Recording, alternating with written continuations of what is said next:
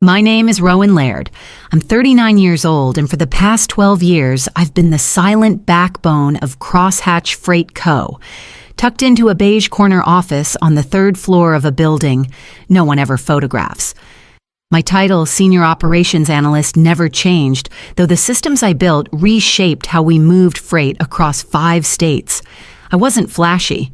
I didn't charm executives over cocktails or circulate pep quotes on Slack.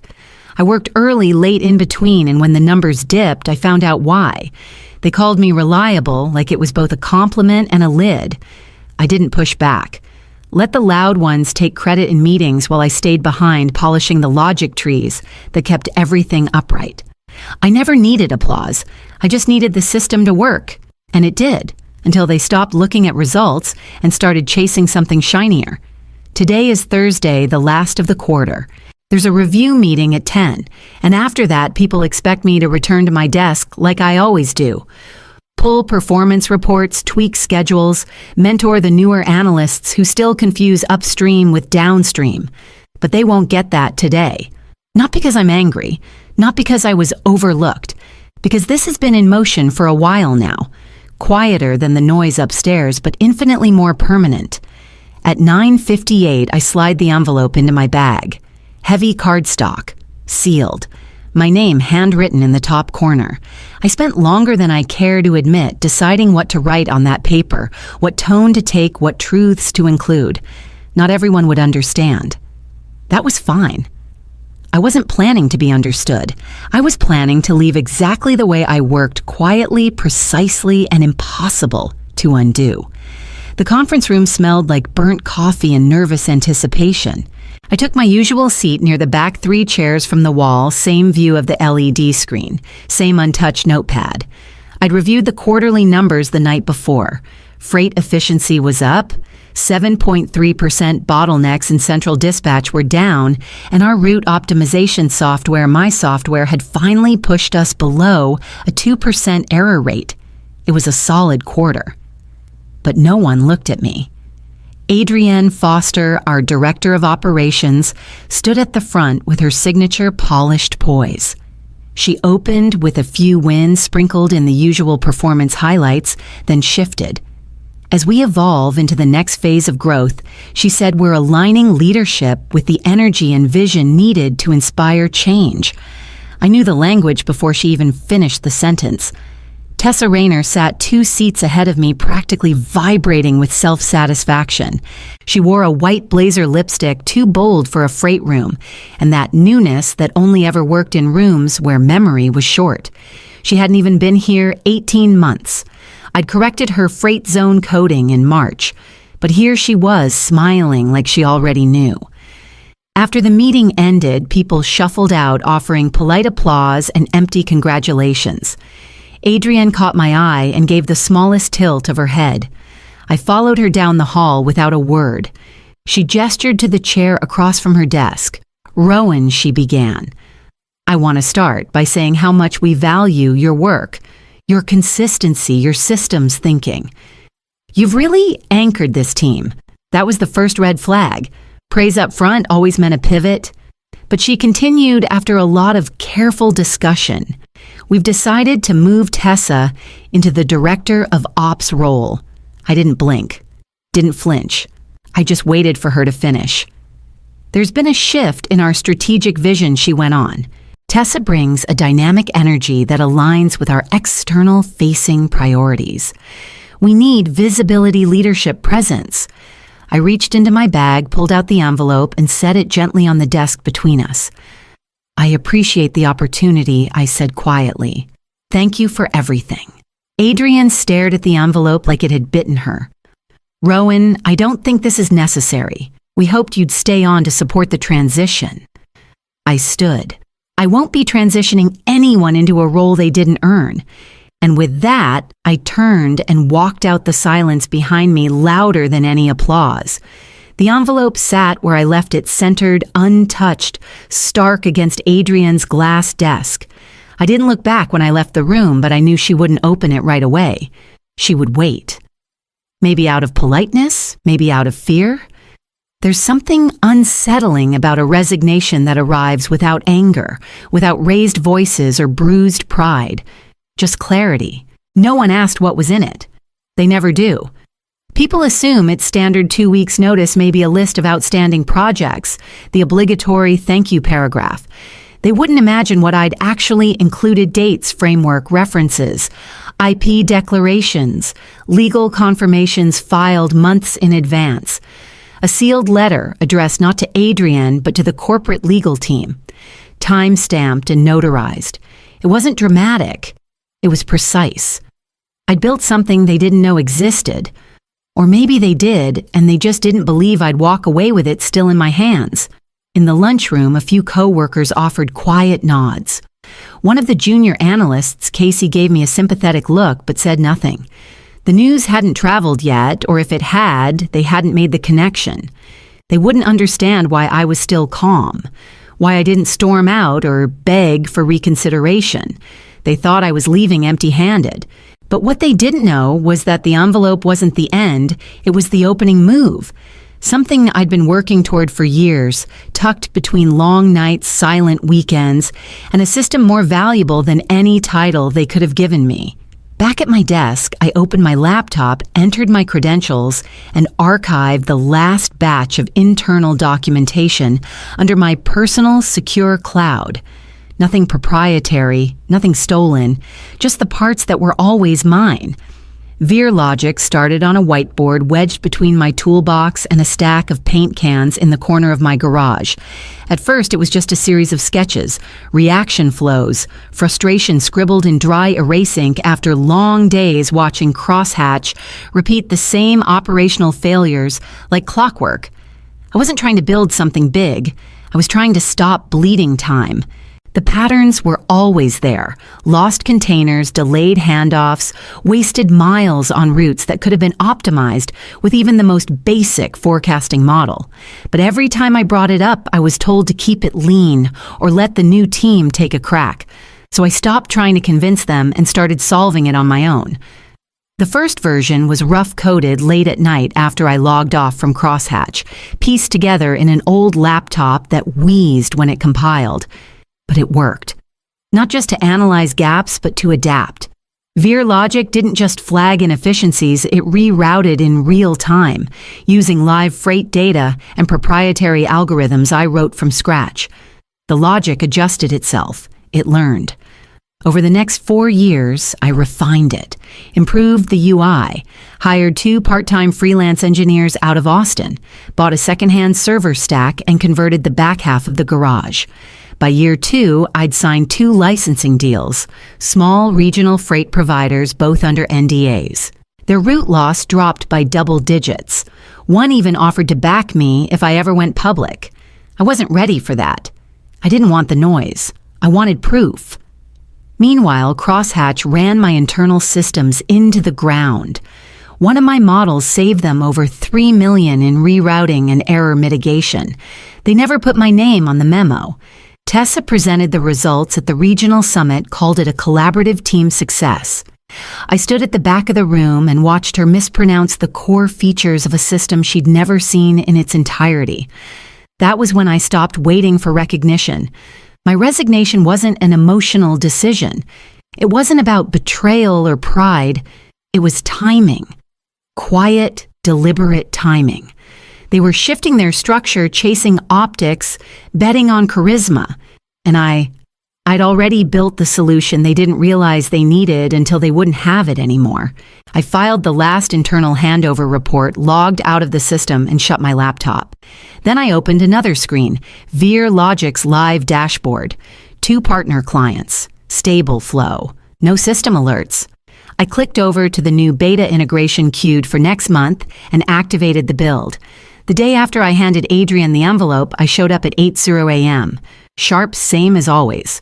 I nodded at the front desk, assistant swiped my badge, rode the elevator to the 3rd floor, and walked past the same walls that now somehow looked a little thinner. I sat down at my desk, opened my inbox, and started answering emails like nothing had changed. No announcement had gone out, just whispers. A few curious looks, but mostly silence. I didn't want a send-off. I didn't want cake or a card or a clumsy speech about my dedication over the years. I wanted control over my own ending. Clean, quiet, surgical. Each day I closed out one system module, cleaned up archived folders, and downloaded the only things that ever truly belonged to me. My personal process notes, presentation decks I'd built from scratch, my performance logs, dated flowcharts, and implementation frameworks that had never been officially adopted. Not for leverage, not for proof, for truth. For the version of the record that wouldn't get edited later by someone with a better title and a louder voice. I used a private drive I'd created 3 years ago, secured encrypted mine. Not a single file contained proprietary company data. But what they never realized was that so much of what ran this place was custom logic, my logic.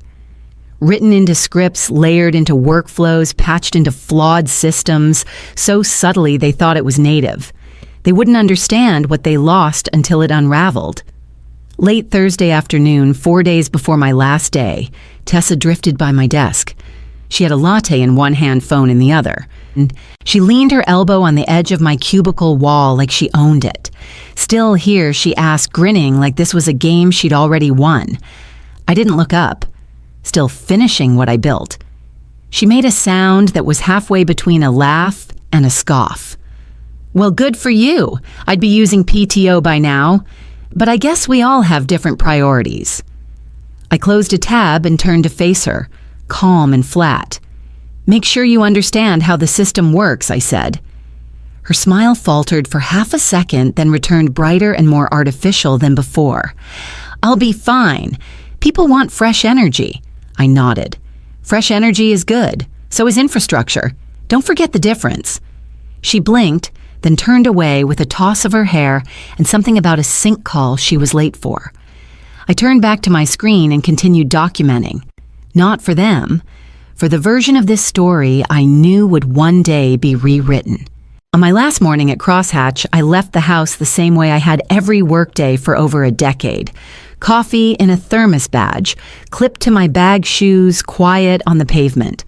The difference was internal. No anxiety, no second guessing, just clarity.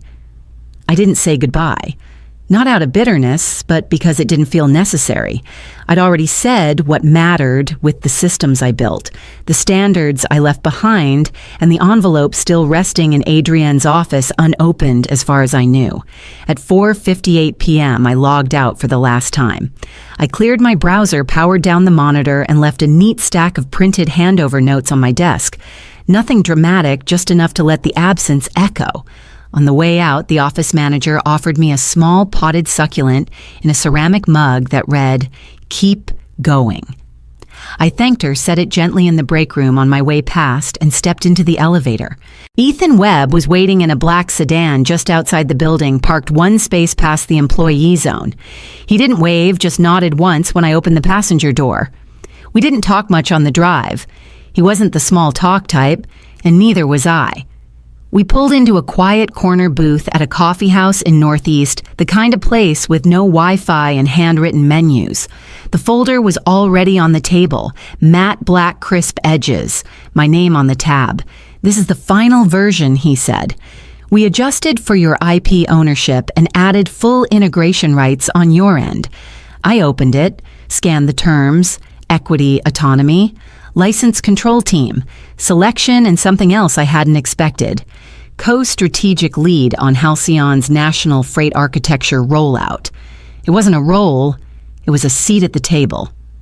"You good with it?" he asked. I reached for the pen. I was ready 2 years ago. He slid the pen across the table and I signed just above my printed name, Rowan Laird Co-Architect, Veer Logic Integration Initiative. The system I built in my garage would soon become the operational brain of Halcyon Freight Tech. The transition was no longer hypothetical. It was already underway. 2 months after I walked out of Crosshatch, the first headline hit a regional logistics newsletter. Crosshatch Freight Co. loses 2 major clients amid operational setbacks. It wasn't front-page material, but it made the rounds in the circles that mattered: industry leads, client reps, back-end consultants. I didn't seek it out. The link showed up in a message from Casey, the junior analyst who used to shadow me on optimization audits. "They're melting down. You were the system." I didn't reply right away. I just stared at the message for a moment, then clicked the article. It was blunt. Missed delivery windows, breached SLAs, internal confusion about route prioritization. A quote from an anonymous client said, "The person who used to run our ops accounts clearly isn't there anymore." They didn't name me. They didn't have to. Another message came the following week, this time forwarded from a friend in another company. A smaller blog had picked up an internal leak chat screenshots from staff venting in a private Slack channel.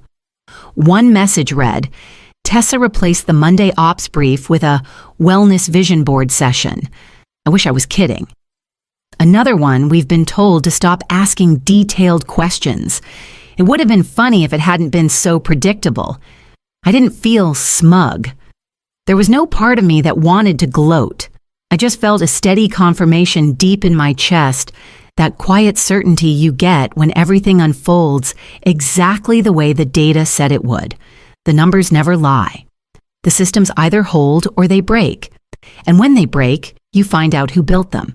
Back at Halcyon, VeerLogic was already reducing route delays by nearly 17% across the first 3 rollout regions. Our pilot team had started calling it the brain. I hadn't asked for that label. They gave it because they felt it.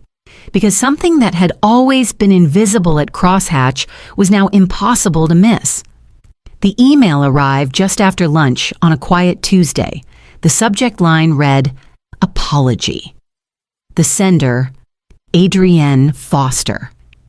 I let it sit unopened for a few minutes, not because I was hesitant, just because I didn't need it. Whatever it said, I already knew how the story ended. Still, I clicked it. Rowan. I've been meaning to reach out for weeks, but I didn't know how to say this, so I'll say it plainly. I was wrong. I misread your leadership, undervalued your systems, and dismissed the depth of what you built. And when I handed that role to Tessa, I thought I was choosing vision. I see now I was choosing visibility over substance. Tessa resigned 3 weeks ago. The board has since seen what I should have, that our operations didn't function around you, they functioned because of you. And when you left, the foundation left with you. I've submitted my resignation as well. It felt like the only honest thing left to do. I know this doesn't change anything and it may be too late, but I wanted you to know I see it now. I see you, Adrienne. I read it twice slowly. There was no anger in me, no vindication, just space, distance. Time had already stretched the past far enough behind me that I didn't need closure from it. I typed my reply in one smooth line. "Thank you for your honesty, Adrienne. I wish you clarity moving forward. Rowan." Then I archived the message, closed the tab, and turned my attention back to the new system model we were preparing to present to the board at Halcyon next week. It was time to scale. By the end of the quarter, VeerLogic had fully launched in 5 of Halcyon's regional hubs. The metrics were clear: route loss was down 19%, turnaround speeds up 12%. It didn't need promotion, it proved itself every time a delivery arrived early or a reroute avoided a delay, without anyone lifting a finger. People started calling it the brain. I never asked them to. It started in hallway conversations, then appeared in project briefs, then in team meetings. The system that once lived on a whiteboard in my garage now pulsed through the core of a national network. At Halcyon, I wasn't just tolerated, I was trusted. I led the Systems Innovation Group, a lean but sharp team of engineers, analysts, and logistics designers. Every Thursday morning, I held workshops with newer operations managers, some green, some jaded, all hungry to learn. I didn't give them buzzwords or pep talks. I gave them systems, root logic, and space to think for themselves. We're not chasing noise. I told them last week, standing in front of a flow diagram 3 layers deep. We're building what lasts. Some of them scribbled it down like it was gospel. But I wasn't trying to be profound. I was just stating the truth, the kind that used to get ignored. In this room, though, they listened. They asked questions. They tested ideas. And when something clicked, you could see it in their eyes that moment when operations stopped being chaos and started being architecture. The board had just approved the next phase national expansion, new integrations, broader reach, deeper responsibility. And for the first time, I didn't hesitate. I was ready. The email came late in the evening, subject line, CEO role discussion. I didn't recognize the name at first, board liaison interim rep, but the content was familiar. Polished language, carefully constructed regret. They were offering me the top job at Crosshatch. We believe you are the only person who can restore operational stability and rebuild trust within the organization. We'd like to discuss your return as Chief Executive Officer. I read it once, then again, not because I was tempted, but because part of me needed to see it in writing. The same company that once deemed me not a culture fit was now asking me to lead it. Not because they'd finally seen me, but because they couldn't fix what they broke. I didn't overthink the reply. Thank you for the offer. I'm not interested in returning to rebuild what I've evolved beyond. I hit send and closed my laptop, the air around me quiet in a way that felt earned. It wasn't about revenge. It wasn't about proving them wrong. It was about standing exactly where I belonged at the helm of something I built, not something that once failed to see me. My home office isn't much, just a reclaimed desk, matte walls, and a framed quote above my monitor. Too focused on results. The words that once kept me out of a promotion now hang like a banner. They meant to diminish me. Instead, they defined me. Veer Logic holds 3 patents now. We're in licensing talks with 2 European carriers and a Southeast Asian retail network struggling with last-mile failures. What started in silence has become a standard. This morning, I recorded something simple. No backdrop, no polish. Just me speaking directly to the camera. If you're someone who builds in the background, who stays late while others perform, who gets told you're too quiet, too technical, too focused, listen carefully. You don't need to be loud to lead. Just build what works. The world will catch up. I uploaded the video, closed the tab, and leaned back in my chair. What was really in that envelope and how many people knew the truth too late? Can charisma replace competence? Or does quiet mastery always rise? When legacy is on the line, what kind of leader do you choose to be?